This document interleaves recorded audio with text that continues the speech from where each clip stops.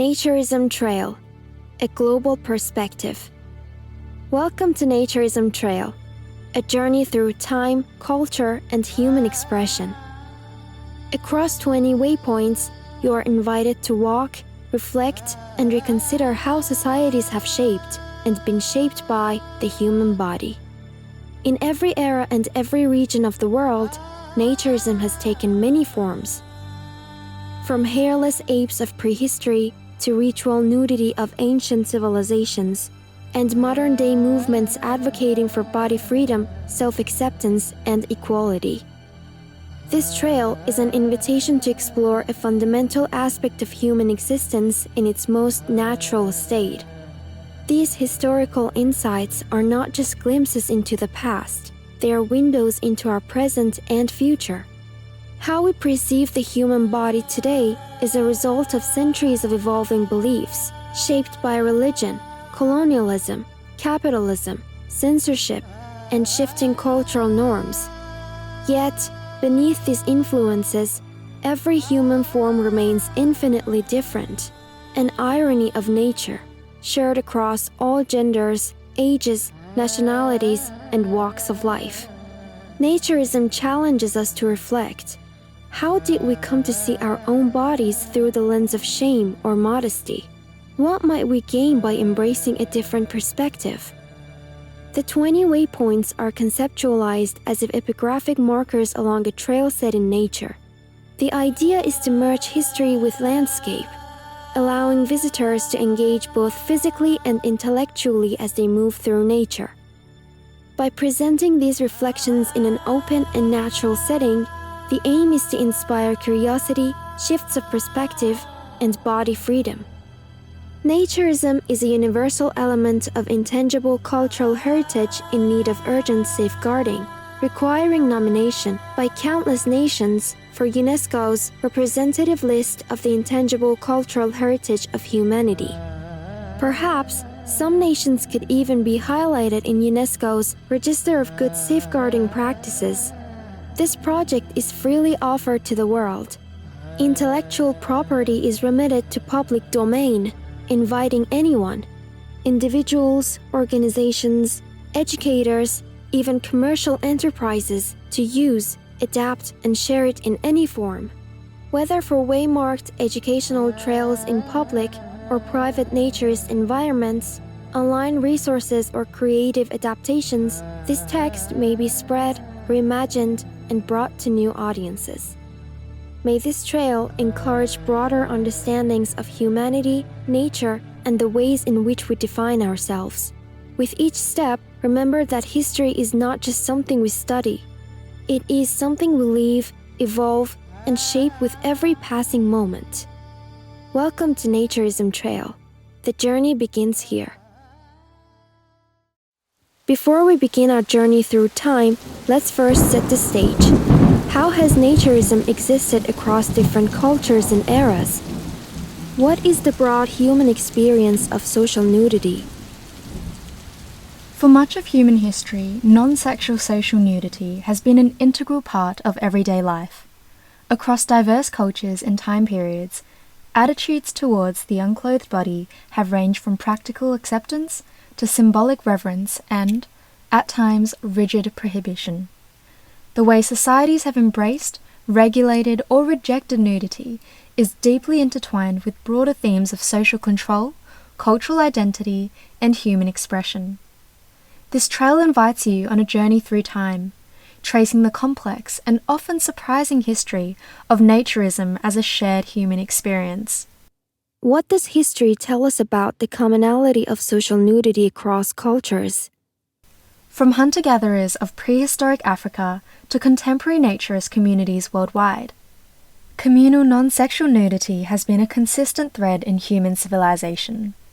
For many indigenous cultures, minimal or no clothing was the norm due to climate conditions or spiritual beliefs. For instance, many Amazonian tribes continue to embrace social nudity as an expression of harmony with nature, and for simple practicality. In ancient Greece, athletes competed nude as a celebration of the human form, whilst in Japan, communal nude bathing in onsen, hot springs, remains a long-standing tradition. In these contexts, communal non-sexual nudity was not just accepted, but often carried positive social or ritual significance. Yet, throughout history, clothing norms have also been wielded as tools of social control. From sumptuary laws of medieval Europe, which dictated who could wear silk or fur, to colonial impositions of Western dress codes on indigenous populations. Attire has been used to enforce class distinctions, reinforce gender roles, and mark social hierarchies. The introduction of modesty laws in Victorian England, for example, reflected shifting attitudes towards morality and propriety, leading to the widespread stigmatization of nudity in public life. How have attitudes toward nudity evolved over time? Despite periods of repression, naturism has persisted, adapting to cultural and political landscapes. 19th and 20th century CE saw the emergence of organized naturist movements in Europe and North America, often linked to broader philosophies of health, wellness, and personal freedom. Today, naturism continues to be practiced worldwide, from beaches of Brazil to forests of Scandinavia, reflecting humanity's enduring connection to the unclothed body. Whereas, in most modern societies, it is either extinct or severely endangered.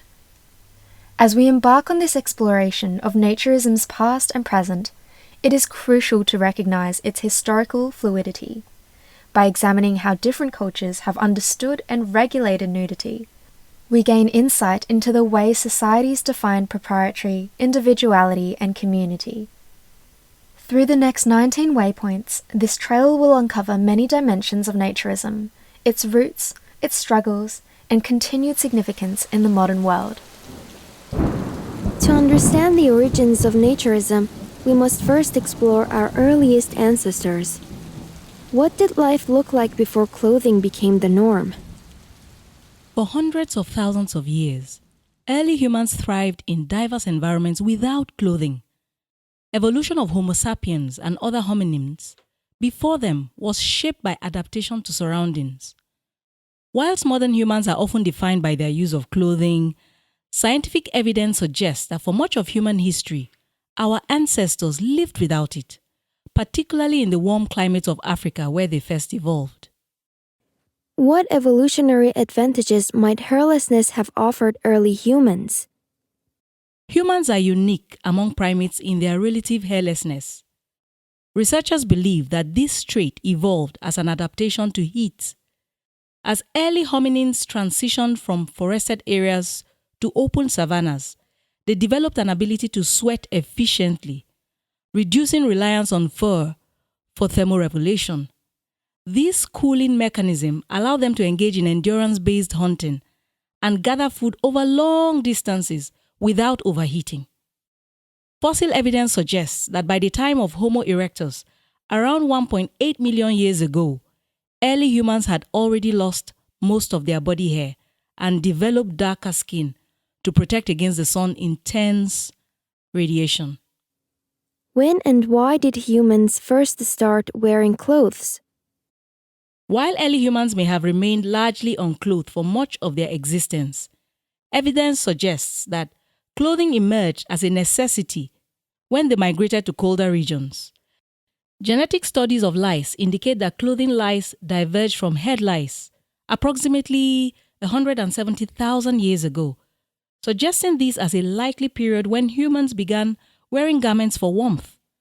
Animal hides and plant-based coverings would have provided insulation against Ice Age conditions of Europe and Asia. Did early humans see clothing as more than just protection? As humans developed more complex societies, clothing and body decoration took on new roles beyond practical protection. Archaeological finds such as ochre pigments, used for body painting in South Africa's Blombos Cave, dated to around 75,000 years ago, suggest that some humans may have adorned their bodies long before they covered them with textiles. Beads, shells, and other ornaments have been found at Paleolithic sites, indicating an early appreciation for self-expression and social identity. What can prehistoric art tell us about body perception? archaeological evidence from Upper Paleolithic, around 40,000 to 11,000 years ago, includes over 200 Venus figurines discovered across Europe and parts of Asia. These small sculptures, exclusively of women, exaggerate breasts, hips, thighs, and buttocks and may symbolize a widespread fertility cult. Distribution of Venus figurines aligns with regions previously inhabited by Homo neanderthalensis, but the figurines themselves are associated with Homo sapiens. Interestingly, DNA evidence suggests that the interbreeding was asymmetric, that is, male Homo sapiens mated with female Homo neanderthalensis. Some researchers speculate that the Venus figurines may represent a cultural memory or artistic representation of valued hybrid traits. In many indigenous cultures, nudity was not just accepted, it was part of daily life. What can we learn from traditions that still exist today? For many indigenous cultures around the world, social nudity was not merely accepted, it was the norm. Unlike in many modern societies, where nudity have been largely confined to private spaces, numerous indigenous groups have historically lived with minimal or no clothing, shaped by environmental conditions, spiritual beliefs, and cultural traditions. From rainforests of South America to deserts of Africa and islands in the Pacific, body freedom was a natural part of daily life. How have indigenous Amazonian groups historically embraced body freedom? In the Amazon rainforest, tribes such as Yanomami and Tupi lived in harmony with their environment, wearing little or no clothing. For these groups, nudity was practical in the hot, humid climate and was never associated with shame or immorality.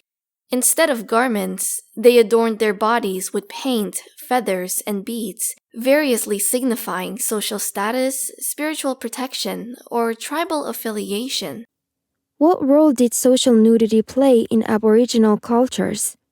Across the vast landscapes of Australia, many Aboriginal groups traditionally live without clothing, instead relying on body paint, ceremonial decorations, and practical coverings such as cloaks made from animal skins in cooler regions. The practice of social nudity was deeply embedded in cultural traditions, particularly in rituals, storytelling, and ceremonies where painted designs carried deep ancestral significance. How have traditional African communities approached nudity? In arid regions of southern Africa, San people, one of the world's oldest continuous cultures, traditionally wore minimal clothing with adornments made of beads, leather, and natural pigments. Similarly, Himba people of Namibia continue to embrace semi-nudity, covering their bodies with a mixture of ochre and butterfat to protect from sun, whilst emphasizing cultural identity. How did indigenous Pacific Islanders view the human body? In tropical islands of Pacific, social nudity was historically widespread. In Samoa, Tahiti, and Hawaii, traditional dress often consisted of skirts made from plant fibers, whilst upper body remained uncovered for both men and women. Nudity was not considered indecent, but was instead a natural state of being, closely linked to spiritual and communal practices. Tattoos, body paint, and adornments played a central role in self-expression and cultural identity. What impact did colonialism have on traditional nudity norms? Despite the deep cultural significance of indigenous naturism, colonial powers often viewed these practices through a lens of moral superiority, imposing Western dress codes as a means of control. Missionaries and colonial administrators forcibly clothed indigenous people, associating nudity with primitiveness and immorality. In many cases, traditional ways of life, including body freedom, were suppressed in favor of imposed cultural norms, marking a turning point in global attitudes towards naturism. In the scorching deserts of Egypt, clothing was often a luxury rather than a necessity. How did Egyptian culture view the human body? In the civilization of ancient Egypt, clothing, or the lack thereof, played an essential role in defining social status, profession, and religious significance. Whilst a ruling elite adorned themselves with elaborate garments, jewelry, and headdresses, nudity remained common among children, labourers, and servants. In Egypt's hot desert climate, practicality often took precedence over modesty, leading to a culture where minimal clothing was the norm for much of the population. How was clothing used to signify power and hierarchy?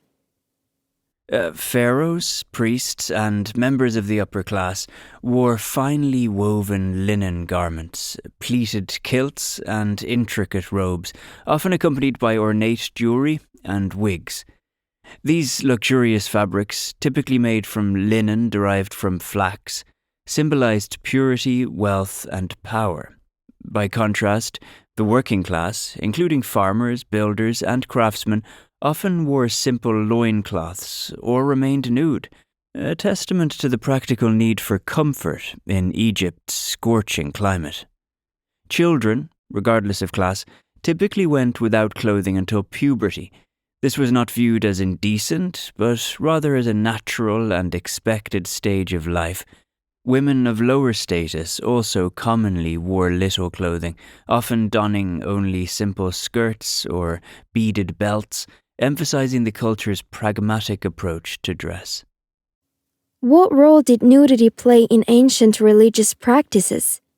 In ancient Egyptian art, nudity was often used symbolically to convey themes of creation, purity, and divine power, particularly in depictions of gods and mythological figures. For instance, creator god Atum was occasionally portrayed nude in mythological contexts to emphasize self-creation and birth of the cosmos, highlighting primordial energy in the unclothed human form. Similarly, sun god Ra, though typically depicted clothed, was sometimes associated with nudity in symbolic terms, representing life-giving energy of the sun and cosmic importance. The Amarna period, led by Pharaoh Akhenaten and Queen Nefertiti, introduced a radical shift in Egyptian art and religious thought, breaking with many traditional norms. Among these changes was the portrayal of Nefertiti in unprecedentedly intimate and sometimes nude forms, as in statues found in Tel el Amarna. Nudity in these depictions may symbolize fertility, femininity, and divine connection to the Aten, the sun disk, and even a political message of body freedom, reflecting Nefertiti's status as a co-ruler and spiritual leader. Now, the practice of ritual nudity was also extended to priests and temple ceremonies. Some temple rites required participants to remove their clothing as a form of purification, reflecting the belief that the human body, unadorned, was a vessel for spiritual connection. The Harappan civilization left behind a rich artistic record. What can their depictions of nudity tell us about their beliefs and way of life? The Harappan or Indus Valley Civilization, one of the world's earliest urban societies, flourished between 3300 and 1300 BCE in what is now Pakistan and northwest India. Archaeological evidence, including clay figurines, sculptures, and seals, suggests that nudity was not inherently taboo in this sophisticated culture. Whilst everyday clothing was worn for function and adornment, representations of the human body in Harappan art highlight a culture where nudity was accepted in religious, artistic, and philosophical contexts. How was nudity depicted in art across that ancient Indus Valley civilization? Harappan civilization left behind numerous terracotta figurines depicting both clothed and unclothed individuals. Many of these figures, especially female ones, are believed to represent fertility goddess or mother deities. Their exaggerated features suggest an association with fertility, motherhood, and divine power, rather than any sense of shame or impropriety. Additionally, some artifacts depict individuals in what appear to be yoga poses, hinting at the civilization's early engagement with physical and spiritual practices that later became central to Indian traditions. These representations, whether clothed or nude, emphasize a holistic view of the human body as a conduit for health, spirituality, and vitality. How did ancient Indian societies view sexual depictions of nudity? Later, social attitudes influenced by external forces, ancient Indian society exhibited a more open perspective on sexuality and nudity. The Kama Sutra, compiled centuries later, reflects an enduring cultural acceptance of human sexuality, intimacy, and physical expression as natural and even sacred. This text suggests that explicit discussions of sex were not inherently taboo in ancient Indian traditions, but rather part of a broader discourse on human relationships and fulfillment.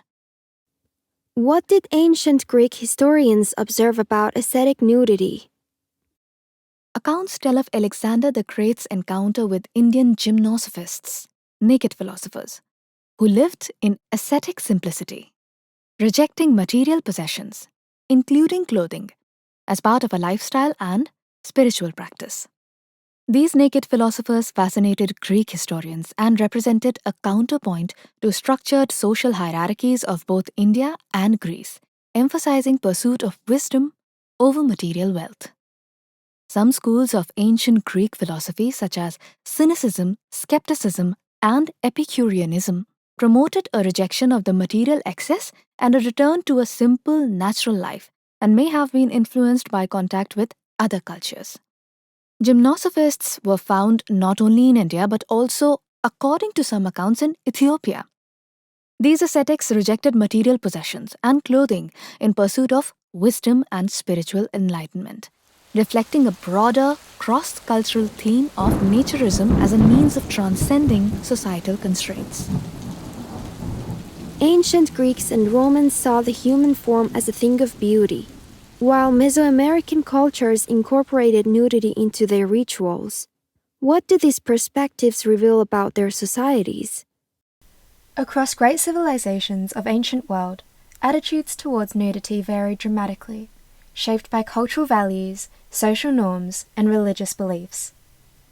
Whilst ancient Greece celebrated the human body through athletics, art, and philosophy, ancient Rome shifted towards modesty with notable exceptions, and Mesoamerican societies incorporated nudity into religious rituals, warfare, and artistic expression. This waypoint explores how three civilizations understood and represented the unclothed body. How did ancient Greece embrace the nude form in athletics and art? The word gymnasium comes from the Greek gymnos, meaning naked, reflecting the cultural norm of athletic nudity in ancient Greece. Greek men trained and competed nude as a demonstration of physical excellence, with the Olympic Games embodying this ideal. Philosophers like Plato and Aristotle viewed the body as a reflection of divine harmony, emphasizing its role in education, virtue, and personal development. Despite this reverence for the male body, Greek society exhibited extreme gender disparities. Women were largely confined to domestic roles, their presence in public life restricted, even as female figures like Athena and Aphrodite were venerated as goddesses. A notable exception was Sparta, where women received physical training similar to men and were encouraged to maintain strong bodies for the production of future warriors. What were attitudes to nudity in the ancient Roman civilization? In contrast to ancient Greeks, ancient Romans leaned towards modesty in daily life, with togas and tunics reflecting social class and decorum. However, exceptions existed. Public baths, where both men and women bathed nude, were integral to Roman culture. The Roman arena highlighted the nude or semi-nude body in gladiatorial combat, but for spectacle rather than severance. Ancient Roman perspectives on nudity evolved with time. Early Rome retained some Greek influences, but by the later empire, Christian morality contributed to growing discomfort with public nudity. Statues and artworks celebrating the unclothed form increasingly fell out of favor, as modesty norms solidified. How was nudity integrated into Mesoamerican culture? Across the Atlantic, Aztec, and Maya, civilizations depicted nudity in distinct cultural contexts. Amongst the Maya, artistic reliefs and murals show rulers, priests, and deities in partial or full nudity, often as part of religious ceremonies. Aztecs, known for their warrior culture, occasionally depicted warriors in minimal clothing, emphasizing strength and intimidation. Nudity also played a role in fertility rites and religious offerings, underscoring its connection to cosmic cycles and divine forces. Whilst nudity was present in Mesoamerican traditions, strict dress codes were also enforced in daily life. Aztec ruling elite mandated clothing regulations that distinguished social classes, reinforcing hierarchy and control. In ancient East Asia, concepts of modesty and nudity were shaped by Confucian ethics and Taoist naturalism. How did these opposing forces influence social norms? In the civilizations of China and Japan, nudity was shaped by a complex interplay of social order, spirituality, and cultural traditions. Although clothing was an important marker of status and decorum, philosophies such as Taoism in China and Shinto in Japan emphasized a more naturalistic approach, seeing nudity as an expression of purity, simplicity, and harmony with nature. How did Chinese philosophy shape attitudes toward nudity? Confucianism, the dominant ethical and social philosophy in ancient China, placed strong emphasis on propriety, hierarchy, and social decorum. Modesty was a key to virtue, and clothing became a visible symbol of one's role in society. Elaborate silk robes worn by imperial courtiers and scholars distinguished them from peasants and laborers, reinforcing social stratification. However, Taoism, a parallel spiritual tradition, took a contrasting view. Taoist philosophy emphasized living in harmony with the natural world, often portraying the unclothed body as a return to an uncorrupted state. Certain Taoist sects practice ritual nudity in ceremonies and ascetic traditions, seeing the body as a natural and divine form, rather than something to be hidden or restricted. The contrast between Confucian modesty and Taoist naturalism illustrates varied perspectives on nudity within Chinese civilization. How did Japanese bathing culture influence perceptions of nudity? In Japan, communal bathing in onsen, hot springs, and sento, public baths, has a long history, reflecting a cultural acceptance of social nudity. Unlike in China, where clothing was often tied to social rank, Japan's bathing traditions emphasize communal harmony, purification, and relaxation. Shinto, Japan's indigenous belief system, considers water purification essential to spiritual and physical well-being, and bathing in natural hot springs was seen as a way to cleanse both body and soul. Samurai warriors also had ritual connections to nudity, particularly in acts of seppuku, ritual suicide, where stripping down was part of the purification process. Nudity was not inherently shameful, but rather associated with moments of profound spiritual and existential significance. How were garments used to define class and status? Throughout both China and Japan, clothing became an instrument of social control. Strict dress codes distinguished nobility from commoners, men from women, and specific ranks within bureaucracy and military orders. Sumptuary laws in China dictated who could wear certain colors, fabrics, and styles, reinforcing rigid hierarchy of imperial society.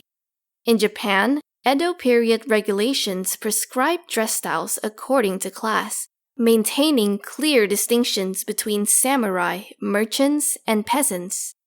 Despite these rigid norms, spiritual traditions such as Taoism and Shintoism retain a belief in the fundamental purity of the human body.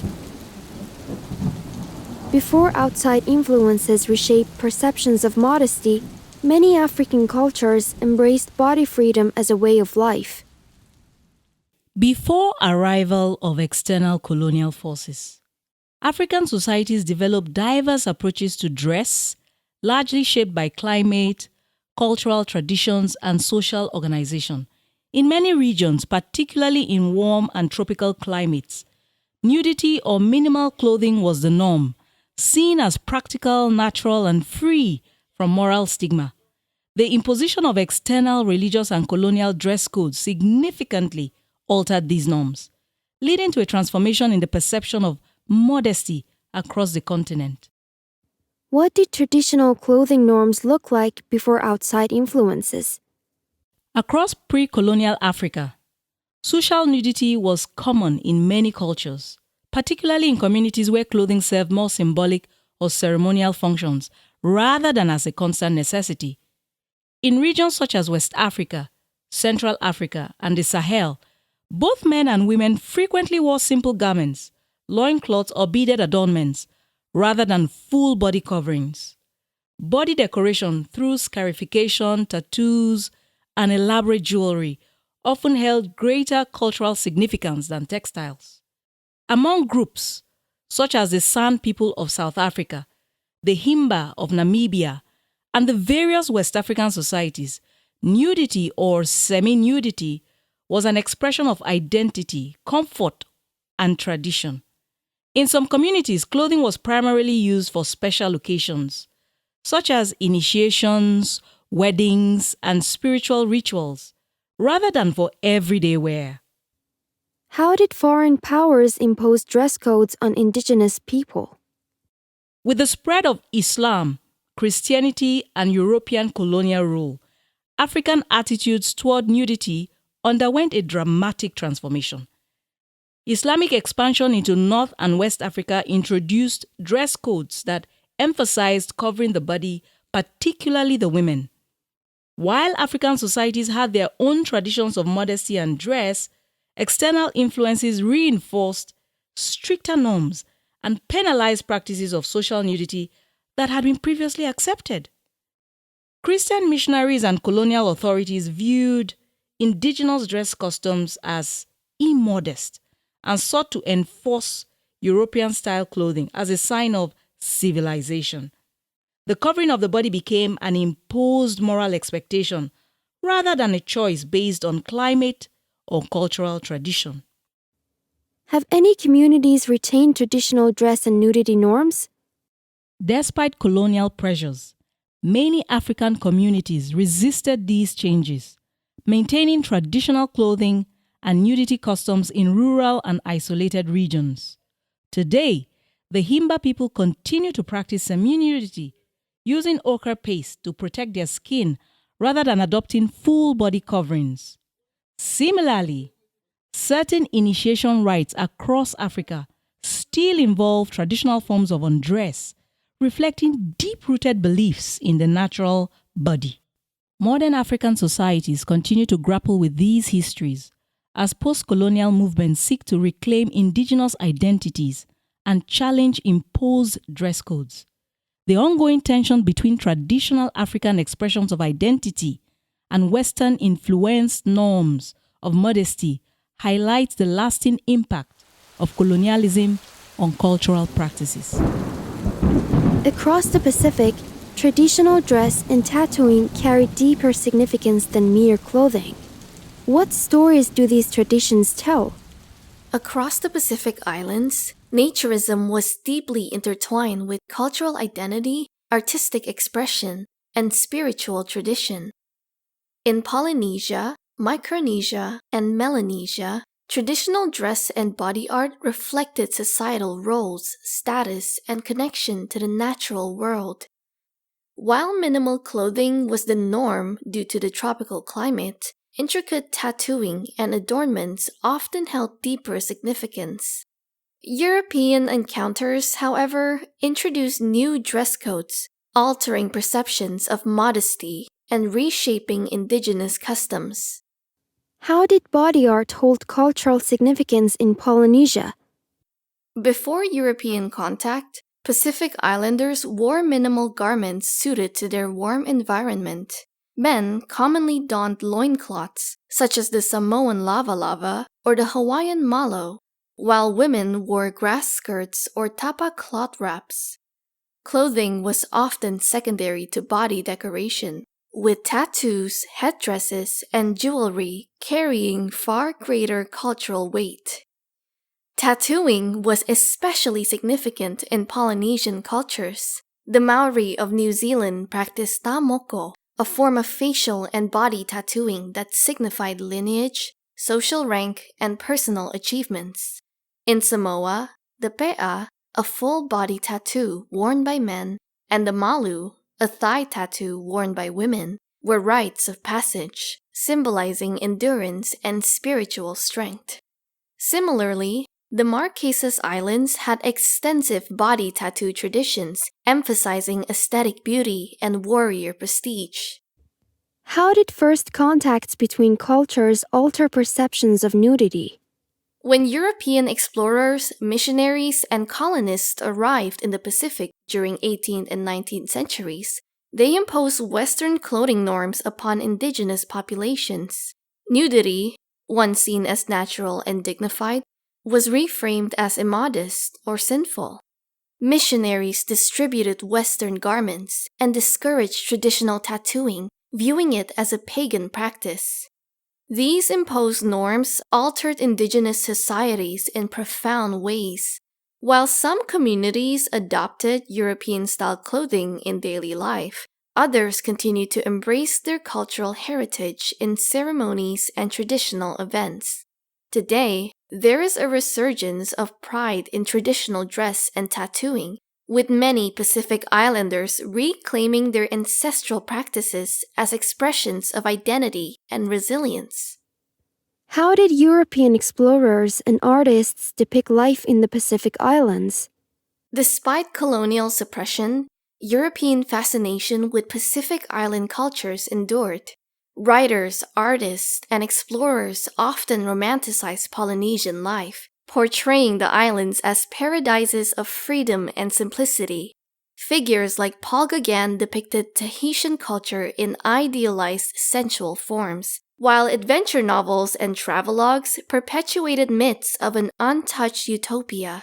However, these depictions were often Eurocentric and ignored the realities of colonial oppression and cultural resistance. Today, the cultural traditions of the Pacific Islands remain vibrant, from tattoo revival movements to continued use of traditional garments in ceremonies. Pacific Islanders assert their heritage, blending ancient customs with modern identity. With the emergence of religious codes, modesty became central to many cultures. How did this shift redefine social norms? As religious and social structures evolved, the regulation of dress became increasingly significant in both medieval Europe and the Islamic world. Modesty codes became central to expressions of faith, morality, and societal hierarchy, influencing cultural norms that persist today. While early religious movements sometimes embraced nudity as a form of spiritual purity, these practices were gradually suppressed as institutionalized religious authorities solidified their power. How did nudity play a role in the early Jesus movement? In early centuries of the Jesus movement, certain sects practiced ritual nudity as a sign of spiritual rebirth and divine innocence. Some Gnostic Christian groups and ascetic sects engage in nude baptisms, symbolizing the stripping away of sin and worldly corruption. However, as the Catholic and Orthodox churches gained dominance, these practices were increasingly marginalized, and nudity became associated with heresy and deviancy. Over time, Christian doctrine emphasized modesty, and religious art reflected an increasing preference for clothed figures, even in depictions of biblical narratives. What role did modesty play in the early Muhammad movement? With the rise of Mohammedanism in 7th century CE, modesty norms were codified as part of religious and legal traditions. The Quran and Hadith emphasized modest attire for both men and women, though interpretations varied widely depending on region and culture. By the medieval period, Islamic societies had imposed stricter dress codes, particularly for women, as a means of enforcing gender roles and social stratification. The veil, once a symbol of aristocracy and refinement, became a widespread requirement in many Islamic cultures, reinforcing the division between public and private life. Modesty was also enforced through architectural and legal means. In many Islamic cities, separate spaces for men and women became more pronounced, and clothing regulations were upheld by religious authorities. However, variations existed, with some regions embracing more relaxed interpretations of modesty, particularly in Andalusian Spain and parts of Persia. How did the church influence attitudes toward the human body? During the Middle Ages, European societies saw an increasing emphasis on modesty, with religious institutions dictating acceptable dress and behavior. The medieval church reinforced the idea that the naked body was linked to sin and moral weakness. This shift led to strict regulation of public baths, which had been common in Roman times, but came to be seen as centres of vice and corruption. Sumptuary laws further dictated what people could wear based on their social status, reinforcing class distinctions. While peasants often wore practical, less restrictive clothing, nobility and clergy adhered to elaborate and modest attire that signified their status and piety. By late medieval period, nudity had become a taboo subject, reserved only for depictions of biblical figures in moments of suffering or shame, such as Adam and Eve's expulsion from Eden. The cultural shift towards modesty set the stage for centuries of evolving dress norms in both religious and secular life. As art and science flourished, so too did a renewed appreciation for the human body. What role did nudity play in this transformation? The Renaissance marked a revival of classical ideals, celebrating beauty of the human body in art and scientific study. Whilst religious and social norms still dictated modesty in everyday life, artists and scholars rediscovered nudity as a symbol of purity, heroism, and intellectual pursuit. This period witnessed a tension between artistic expression and conservative social attitudes, shaping perceptions of the nude figure for centuries to come. How did Renaissance artists challenge prevailing moral norms? Inspired by ancient Greece and Rome, Renaissance artists such as Michelangelo, Leonardo da Vinci, and Titian reintroduced the nude figure into their works, often depicting it with a sense of divine perfection. Michelangelo's David exemplifies an idealized human form, merging anatomical precision with artistic grandeur. Similarly, Botticelli's The Birth of Venus portrays nudity as ethereal and symbolic rather than indecent. However, the celebration of the nude in art did not extend to everyday life. Social attitudes remained largely conservative, with the Catholic Church and emerging Protestant movements enforcing strict modesty. While artists pushed boundaries, censorship and moral opposition led to the covering of certain works, including later editions of fig leaves and drapery over nude statues and frescoes. How did anatomical research contribute to understanding the human body? The Renaissance was not only a time of artistic rebirth, but also of scientific discovery.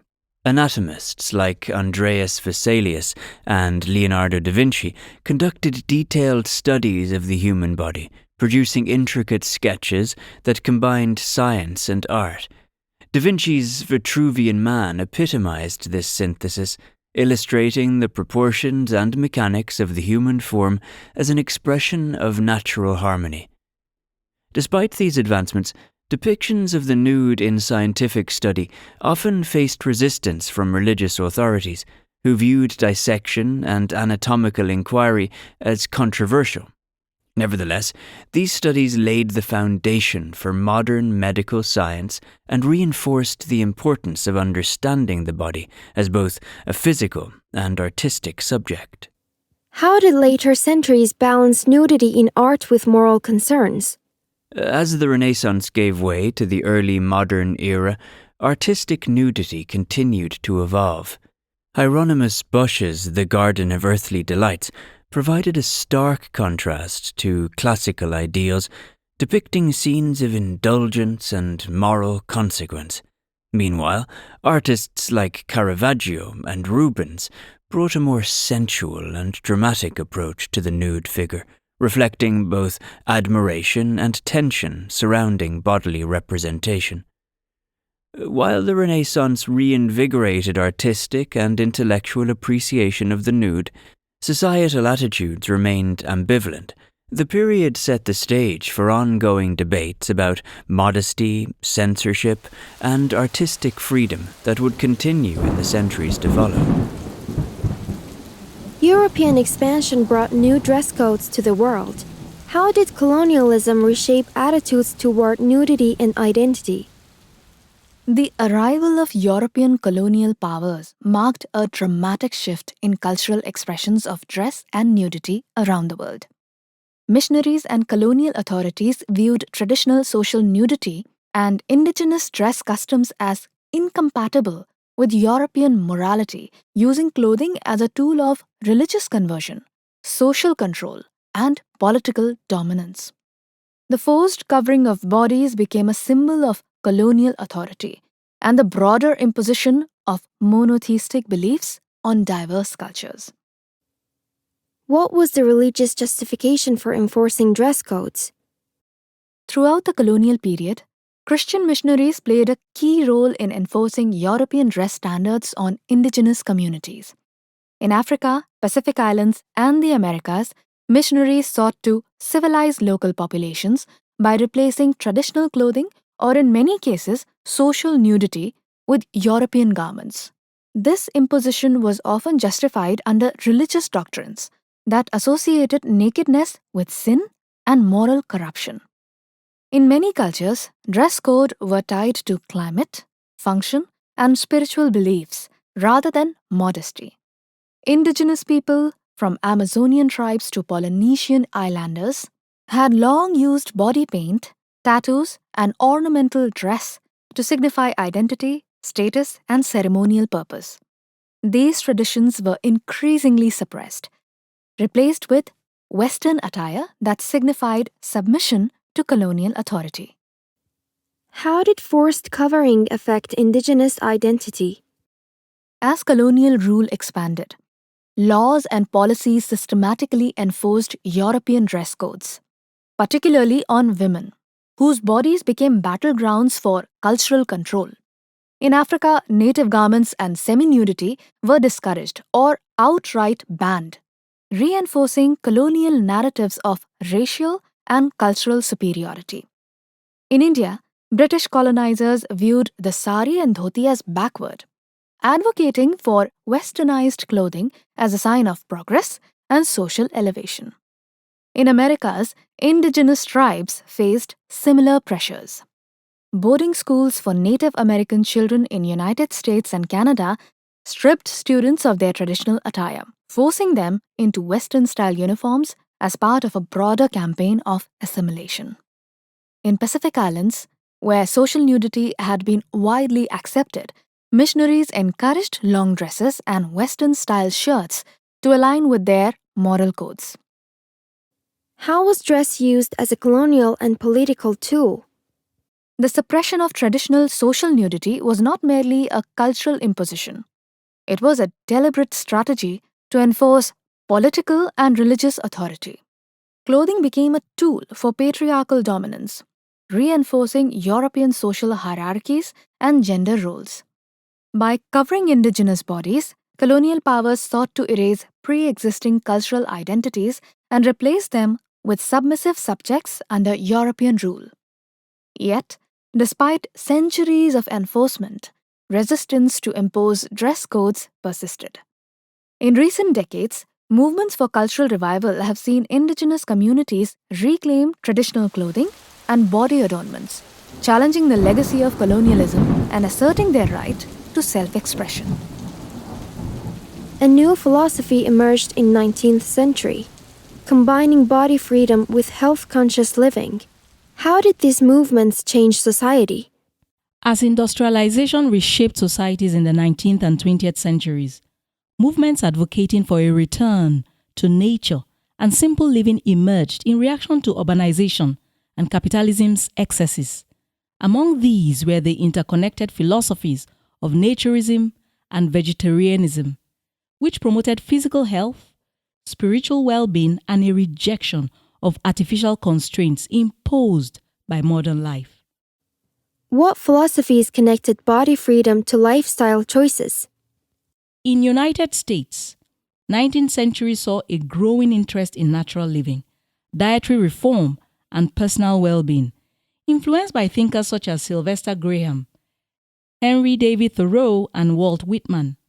While Graham advocated for vegetarianism and whole foods as a response to industrialized diets, Thoreau's writings celebrated simplicity and self-sufficiency in harmony with nature, and Whitman championed physical vitality and deep connection to the body and the natural world.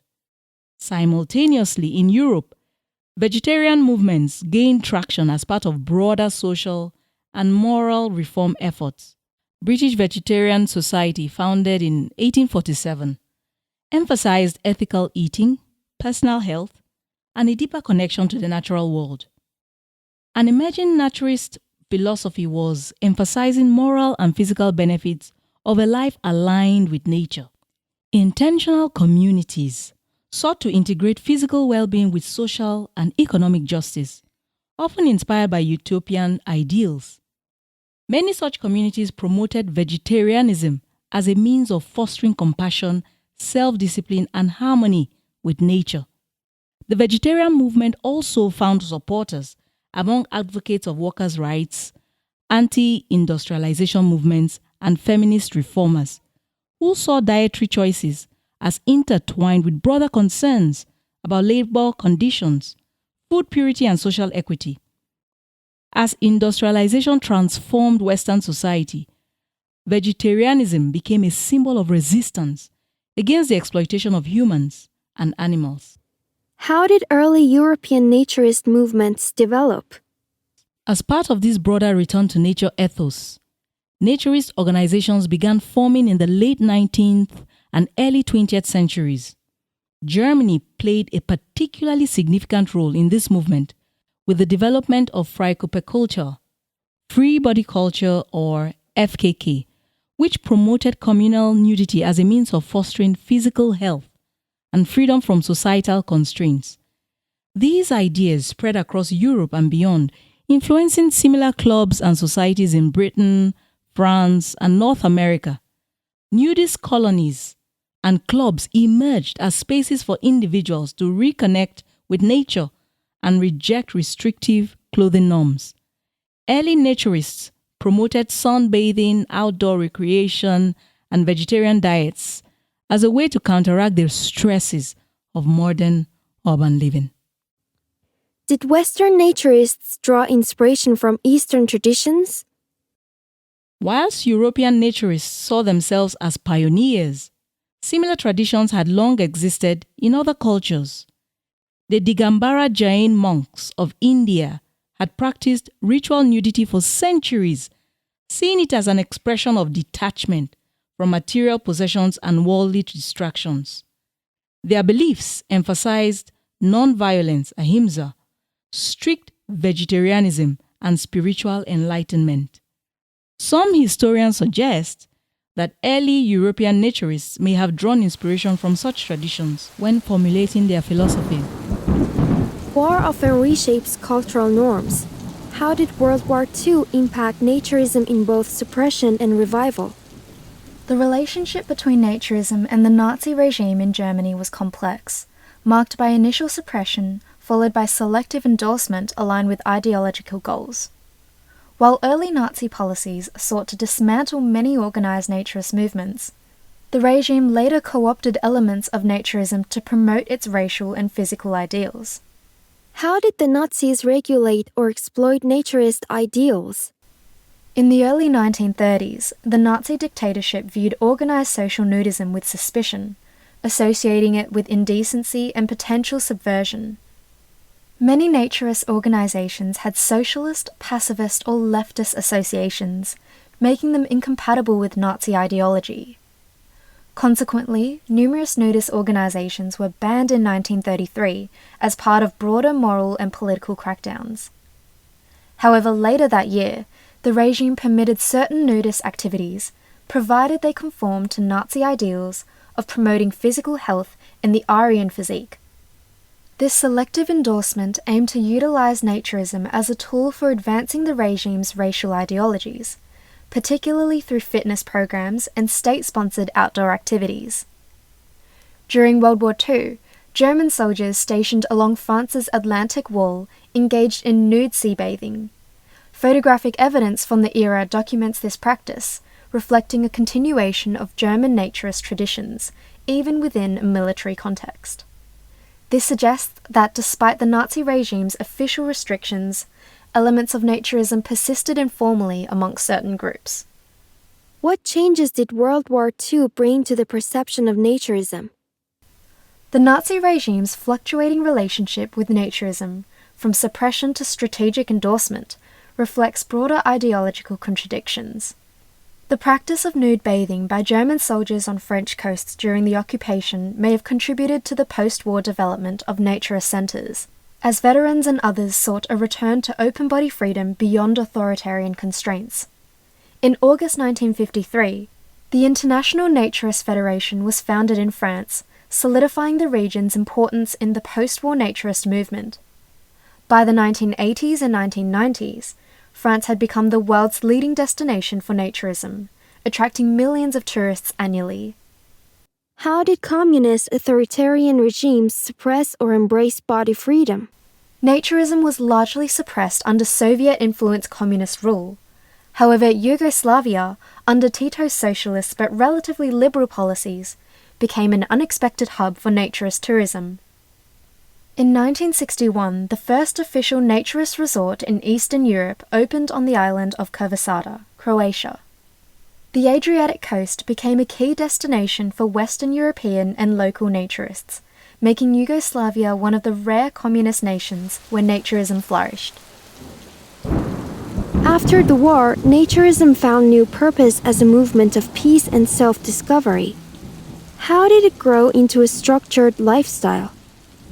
In the aftermath of World War II, a renewed interest in naturism emerged across Europe and North America. As society sought to heal from the devastation of war, naturism became a means of promoting peace, health, and a reconnection with nature. This period saw the rapid expansion of organized naturist movements and the birth of modern nudist resorts, marking a shift toward a more structured and family-oriented approach to social nudity. How did post-war societies use naturism for healing? The horrors of war and authoritarian repression left many people seeking new ways to embrace freedom and personal well-being. Naturism, with its emphasis on physical and mental health, provided an escape from the rigid structures of post-war societies. In countries like France, Germany, and the United States, naturist organizations flourished, emphasizing a return to nature and simple living.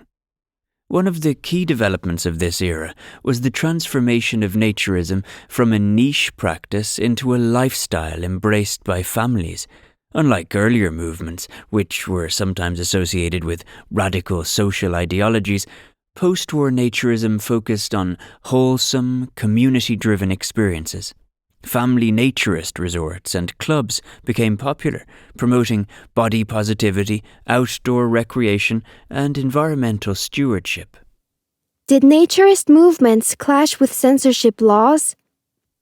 Despite its growing popularity, naturism faced significant opposition from conservative societies and moral authorities. Many governments viewed public nudity with suspicion, leading to censorship and legal battles.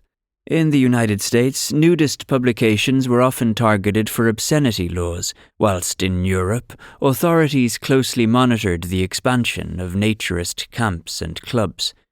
Legal challenges varied by country. In France, figures like Albert Lecoq helped establish recognized naturist organizations, securing protected spaces for social nudity.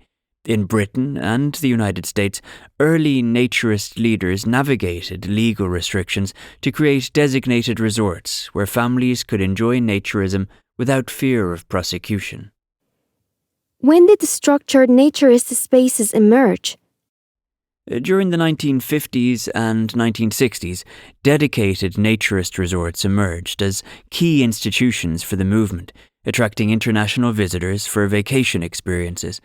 Now, these resorts offered structured environments for social nudity, featuring amenities like swimming pools, hiking trails, and communal activities.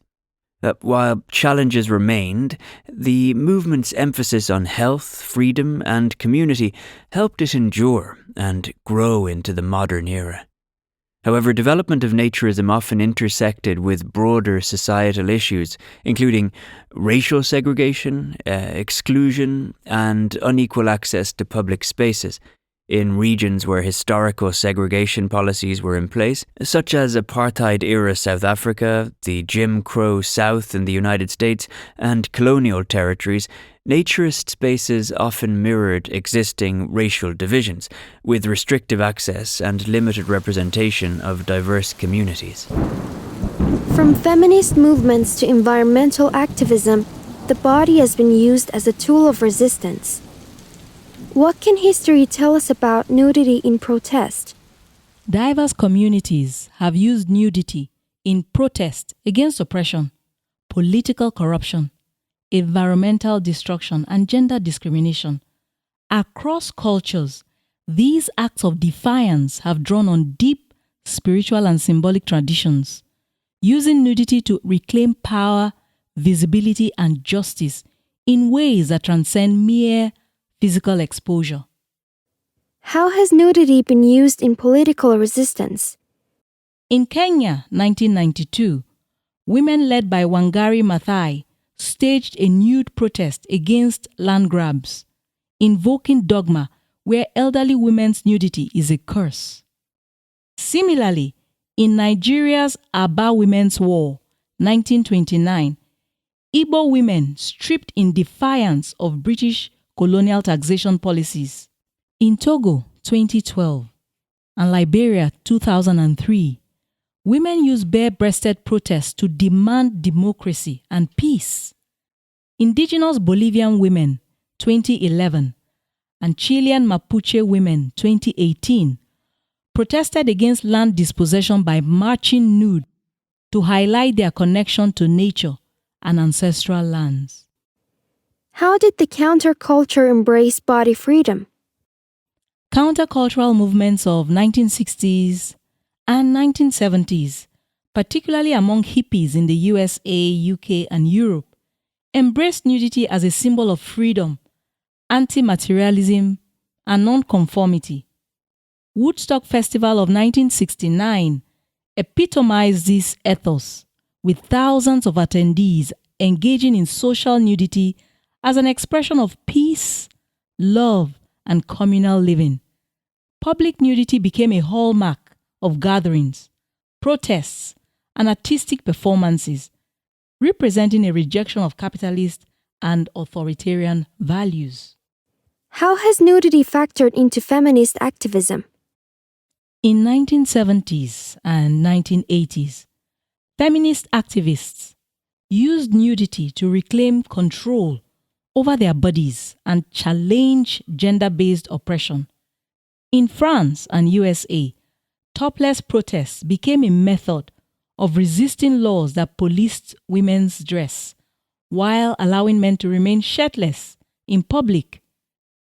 The movement sought to expose double standards in sexual objectification and bodily autonomy, demanding equal rights in public spaces. Activists in later decades drew inspiration from these early feminist protests, using topless demonstrations to challenge patriarchal norms and authoritarian regimes. The visibility of the female body, often censored and commodified, became a form of defiance and empowerment. How has vulnerability been exposed in ecological protests? The intersection of naturism and environmental activism gave rise to protests that highlighted the vulnerability of both the human body and the planet. In early 1980s, environmental activists staged nude demonstrations to protest deforestation, nuclear energy, and industrial pollution. These protests emphasized the human body's intrinsic connection to nature and the environment. Nudity was also used in anti-war and anti-nuclear demonstrations, particularly in Europe, where peace activists staged nude protests against the proliferation of nuclear weapons. In modern times, naturism intersects with movements for equality and body positivity. How does social nudity contribute to self-empowerment? In the late 20th and early 21st centuries, the naturist movement has increasingly intersected with broader social justice efforts, including gender equality, body positivity, and LGBTQ+ inclusivity. As attitudes toward nudity continue to evolve, naturism has become a platform for challenging body shame, restrictive beauty standards, and gender-based censorship. How do modern activists use nudity for awareness? The World Naked Bike Ride, WNBR, which began in the early 2000s, uses nudity to advocate for environmental consciousness, cyclist safety, and body acceptance. Participants in cities across the world bare as they dare to highlight the vulnerability of cyclists in car-dominated societies while simultaneously celebrating the human body in all its diversity. Free the Nipple movement, gaining prominence in the 2010s, challenges societal double standards that censor female toplessness whilst permitting male bare chest in public. Rooted in feminist activism, the movement has called attention to legal inequalities and media censorship, advocating for gender equality in bodily expression. How does naturism address body positivity? As naturism becomes more inclusive, naturist spaces have increasingly challenged restrictive beauty standards and racial prejudices. Whilst earlier forms of naturism often celebrated a narrow ideal of physical fitness, today's movement embraces body positivity, encouraging people of all body types, skin tones, and abilities to participate.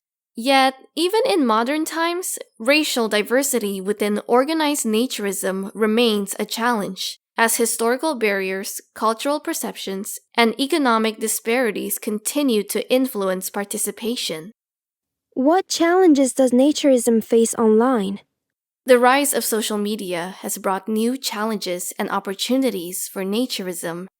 On one hand, digital platforms have helped body-positive influencers spread messages of self-acceptance and normalize non-sexual nudity. On the other hand, restrictive content policies on social media platforms have led to bans and censorship of naturist content, reinforcing cultural stigmas around nudity. The sexualization of nudity in mass media has contributed to ongoing legal and social hurdles for naturist communities, making it harder to maintain and expand safe, inclusive spaces for social nudity. How can naturism evolve to be more inclusive? Growing participation of LGBTQ+ communities in naturism has highlighted the importance of inclusivity and respect for all identities. Traditional naturist spaces have had to reckon with issues of gender identity and non-binary participation. As the modern naturist movement continues to evolve, it serves as a powerful space for empowerment, self-expression, and resistance against cultural taboos. By fostering inclusivity and challenging outdated restrictions, naturism can be a platform for celebrating individual freedom, toleration, and acceptance of diversity. With increased media scrutiny, naturism has had to distinguish itself from commercial exploitation. Where do the lines get drawn? As naturism continues to evolve in the modern era, it faces significant challenges from the misinterpretation and commodification of nudity. the distinction between naturism and pornography has become an ongoing struggle, with digital platforms, legal policies, and mainstream media often conflating the two. Despite these challenges, naturist communities actively advocate for body neutrality, ethical representation, and the preservation of public spaces for non-sexual nudity. How does naturism differentiate itself from exploitation? Naturism promotes body neutrality, personal freedom, and communal respect, whereas commercial sexual imagery distorts perceptions of nudity, reducing the human body to an object of desire. While naturists emphasize non-sexual body acceptance, the prevalence of exploitative depictions of nudity in mainstream media and pornography has fueled societal discomfort and misunderstanding about naturist values. This conflict is not new. The feminist sex wars of 1980s highlighted deep divisions regarding sexual imagery, objectification, and personal empowerment. While some feminists fought against pornography as inherently exploitative, others defended sexual expression as a form of liberation.